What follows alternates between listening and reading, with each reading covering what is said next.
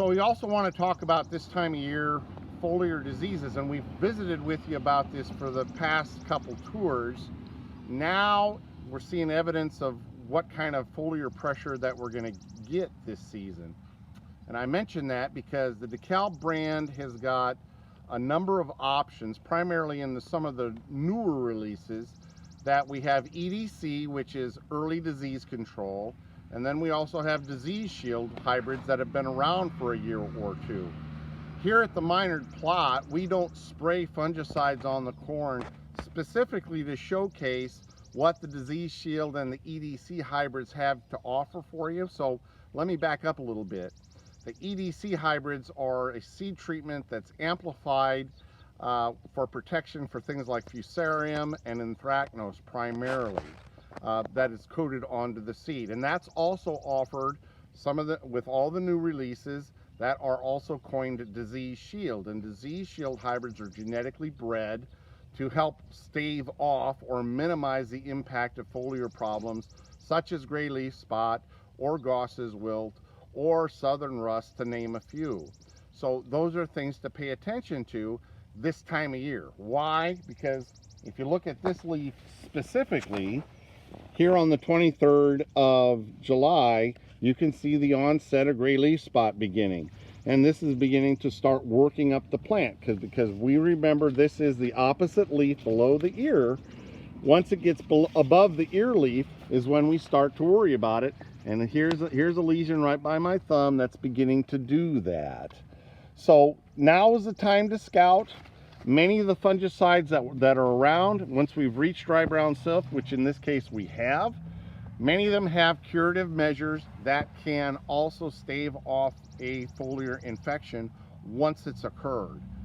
This case 6465, which is a hybrid that is also a Disease Shield. Let me back up. All hybrids benefit from a fungicide, some of them more so than others. Hybrids like 6088, which we've mentioned in the past, is probably a hybrid to consider a fungicide treatment on. 6465 can still get infection, but it has a genetic tolerance to tolerate some disease infections. So visit with us surrounding which hybrids do or don't or make more sense from a fungicide standpoint than others, and we'd be happy to work with you. So we also want to talk about Gall Midge and insecticide updates, and I've invited Justin McMechan with the University of Nebraska to do that with us this year. So let's visit with Justin surrounding Gall Midge traps, what we're seeing from painted lady butterflies or thistle caterpillar feeding, as well as Japanese beetles.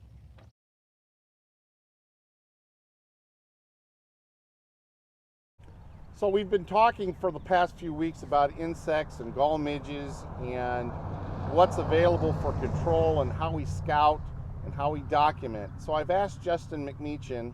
He's an entomologist with the University of Nebraska based out of the Mead or NREC location. Justin's been working on gall midge here the past few years, trying to document not only its life cycle, stages that you can scout, what the options are for control. And gall midge being a new pest, I've asked him to kind of review where he's at with his research, what he's finding this year, and what the prospect for injury and or control is this year. So Justin, if you want to share where you're at with your research, we're in a field that obviously has some feeding going on, and this is one of your trial locations. So maybe just a little bit of background of what we got going on here. Yeah, so in the field behind us is where soybean gall midge emerged this spring. It emerged around June 10th in the state, June 12th at this location. And we were hoping for a short duration of emergence. That's how a lot of these trials are set up, and the products we're applying is we're hoping that there's a quick movement of adults, a lot of interaction with those chemistries, and as a result, potential efficacy. Unfortunately, the field behind us ran about 26 days of emergence, which anybody who's tried to manage insects know long durations of emergence make management very difficult. And so we're faced with what is a lot of injury in front of us, even with some pretty heavy use of chemistries. We're not standing in a treated plot by any means, but we have students working on timing of insecticide trials here. We have in-furrow products on this site, and then we also have multiple applications of foliars. We have a number of sites like this around the state, seed treatments and other things, eastern half of the state, because that's where the insect is located. But again, this year we're not seeing anything that can wipe them out simply because of that duration of emergence. So, we're generally still in the documentation aspect of, do you have gall midge or don't you? And what developmental stages are you looking for? And you so maybe we pull up a plant and we kind of look for, what you're seeing. And you can see some of these soybean plants on the 23rd of July have already died off. And you see how basically the vascular tissue has died. Sometimes that is also confused with things like Pythium primarily Phytophthora when you see something like this. But a little bit harder to find when you have healthy plants like this one. So, the key thing is scouting. If you've got areas of the field that are kind of wilting, they look like they've got dead plants in them already, now's the time to start the documentation. And what Justin is showing you there is how. You see the epidural or the outer layer of those plants that have already fractured. And now you're actually seeing a midge that's also in the vascular tissue, cutting off the blood flow, if you will, from the soil to the rest of the plant. This is kind of on a one-way street in a way. Once they've tunneled in that far, there's no insecticide, there's nothing really that you can do to stop it. And even though the plants look healthy now, a month from now, when we'll probably come out and document that, it's going to be a whole different scenario. These beans that we're standing in will probably be brown, crispy, dead, and be nothing but relics by that time. And that's what Justin is trying to do, is to document, all right, not only life cycles, but timing of of current labeled insecticides. And of them, and I should retract that statement, there's nothing really labeled right now for gall midge control, correct? Correct, yeah. We have some 2EE labels out there, which indicates they've seen some suppression, but we're all missing the economics of this. Growers applying sometimes 3 times to the overwintering generation in an attempt to suppress them have not been entirely successful. So with 2 years into this, we are missing a lot of the components. When you got that close-up, you saw that orange. That's the diagnostic character of soybean gall midge. Nobody's going to see the adults except likely us, just because we're the ones that have some emergence cages in the field. The white and various other colors that you see on there, the mostly white and pinkish color, are those that are in the earlier stages. And so when we were trying to find this spring, we tend to find those first off, and it's hard to know for sure it's soybean gall midge until we see that orange color. We did a survey just this past weekend, 180 miles, hit about 4 counties. We could not find a field without soybean gall midge, which should be telling to all of us. The frequency is really high in terms of where we find it in the landscape, but not all those fields are like this field. This is a more rare case, but I think growers, consultants, other ag professionals should be on the lookout for this as we go into the future. I mentioned earlier we're standing across from corn, and typically that's soybeans the previous year. That is a scenario where we typically see this high pressure. We found them in soybeans across from soybeans, which means they had to come likely from another area if both those fields were corn. So regardless of the scenario, growers need to walk no more than a step into their field and check those plants. They don't need death. They can just walk up to those first few plants, kind of lean them over, look for those dark discolored areas that we showed earlier, peel those back. You can't go on that diagnostic character.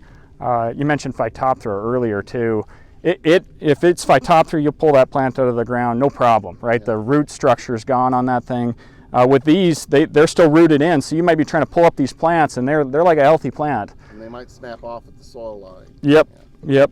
So lots to learn. So yeah, and I think growers are most interested of what are my options now? What can I do now until one, we either have a viable insecticide option, or maybe even a genetic option, or maybe a combination of the two. What can I do in the years coming that, yeah, I've documented it, I've got it, I know what it is, I know areas of the field that it is. What can we do? And things that we've thrown around is, well, could we bury some of the residue from the previous year? They overwinter here. Mm-hmm. It's an option. How viable it is, yeah. I don't know that, because then we can get into the argument about ruining your soil structure if you've been in no-till for a number of years. you know, if it's in a high traffic area next to a gateway or something like that, you're probably doing some of this anyway. Yeah. But some folks would say, I'm going to bury that residue and that's going to help. Yeah. It may. We just don't know. We tried it in 2019. We tried some spring tillage here, and then up in the northeast, some fall tillage. You know, it suppressed numbers a little bit on adult emergence, but they emerged anyway. And I can't tell you if 1 or 50 adults emerging from a given site means high pressure. That's still to be determined. You know, management at this point in the season, right behind me is a bunch of jars. We have had steady emergence of adults this season. Yesterday we picked up over 400 across the network in this area. Today, you know, there's probably 30 or 40 behind me just in these jars. So growers even spraying are going to be challenged because there's just a continuous source of adults. So I think for now we're kind of focused on the overwintering generation and keeping them out of the field. But even that is posing a significant challenge for the products we're evaluating this year. So while we're here, Justin, you can probably notice, maybe not so much on these plants specifically, but you've got some foliar feeding. And you know, we've been talking about Japanese beetles, and here in the last week or so we've seen a lot of painted lady butterflies flying on country roads. So much so that they're swarming the windshields and those types of things, which we know will eventually turn into a thistle caterpillar situation. So give us a little update on what you're seeing there. Yeah, well, we're sitting here with our 3-stage soybeans. This is a light amount of defoliation. Always looks worse than it is. I would never spray a field if all my plants look like this, even though there is some leaf feeding on here. So threshold for reproductive stage soybeans around 20%. There are Japanese beetle out in this field, as well as I saw a painted lady butterfly fly by. Parts of the state are getting a lot of pressure. Plattsmouth area, I saw some pressure. Cass County, we're seeing get a lot more. Yeah. But again, you know, on Japanese beetle, we're touching August. We're starting to get into the tail end of what it's really going to do for the season. They'll be hanging around at the top of the plants. You're going to see them. They're also a field edge pest, so we tend to see pressure high here. Walk 100 feet into the field, things look a lot different. So we really have to walk around a bit. And I know it's tempting. We talked about this just before we started. It's really tempting. I'm going to apply a fungicide to this field. Let's throw in an insecticide on top. You know, it's cheap, but there are a lot of beneficial insects out here too. You're certainly taking them out with those chemistries or knocking down their populations, and you may create another issue in that field by spraying for something like that. And a better question is that on the current market, the efficacy of any insecticides on adult Japanese beetles and thistle caterpillars, you know, this is not a number, but, you know, I've always considered that kind of makes them woozy. It really doesn't kill them. Yeah. If you had any efficacy applications, it should have been done possibly 3 weeks ago, maybe a month ago, to have any type of really widespread control. Yeah. Now you might knock them down for a day or two, and maybe the bigger issue is that they have a tendency to migrate. Maybe you sprayed and your neighbor didn't, and guess what? You killed off all the beneficials, and they're going to be right back at you here within 3 to 5 days. Yeah. Yeah, and a lot of what I get when I get to those fields or have a call is they'll say, man, they're like an inch in size. Oh, they're almost done feeding. Yeah. So that's a revenge spray. You won't kill all the injury that's out there has been done. They're getting ready to pupate. They'll emerge again as adults. There's no need to blast the adults of painted lady butterflies either. They fly 30 to 40 miles. They're a really hard insect to control. They're on the road. They're going to fly right back into that field again. So we want to focus on the younger portion of that and really the plants, because you know, it's not so much the insect count unless you're talking about bean leaf beetle, feeding on pods and things like that later. We're really focusing on what do these plants look like, and not just the top of the canopy, but you know, each part of that canopy. There are certain insects that only feed at the base of these plants too. So that'll help you make a good management decision, I think, if you're focusing on what these plants are receiving. All right, Justin, thank you for the update. Thanks, John.